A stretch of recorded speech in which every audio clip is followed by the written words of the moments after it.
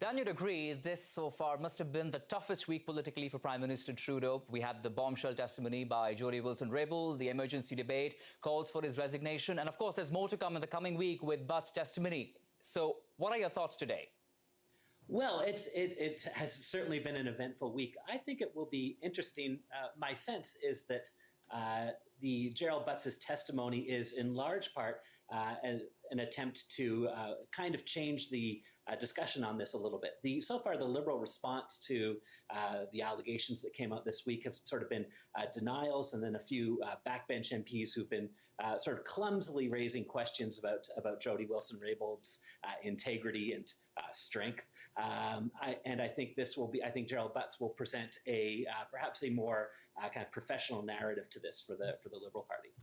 Okay, let's also talk about the loud noises we are hearing now, Dan, about splitting the roles of the Attorney General and the Justice Minister. We have UK, Australia that have done so. What's your take on this, since one, as we understand, is the political position of a minister and then the other of an impartial AG?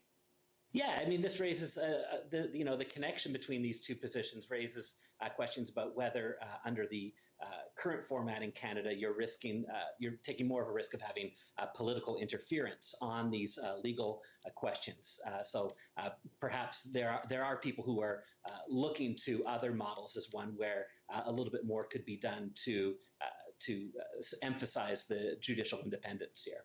Right.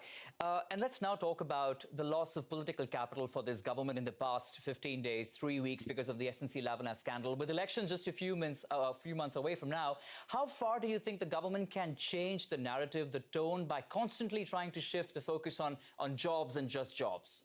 Yeah, I mean, that's been a really interesting part of what's happened this week. It reminded me a lot of what used to happen when the Conservative Party was in power, a few years ago, when faced with, similar kind of complaints and stuff like that from the opposition, they would stress that, their role was just jobs, jobs, jobs. And so it's interesting to see Trudeau taking that position this week. And briefly, Dan, can this really warrant for a criminal probe, as the opposition is demanding for the RCMP to now step in? Yeah, I mean, that's the really big kind of legal question. And obviously, it's all wrapped up in politics. The leader, Jagmeet Singh, and Andrew Scheer have both been sort of pushing for a criminal investigation or at least some form of deeper inquiry into this. It'll be interesting to see whether it goes in that direction, whether that's warranted. And it's hard to pull apart what sort of the legal position to take and what is sort of political grandstanding here. All right, so another interesting week that's lined up ahead of us, where at least this SNC Lavalin controversy is concerned. Dan Horner, thank you very much for joining us this Saturday evening. Thanks for having me, Akshay.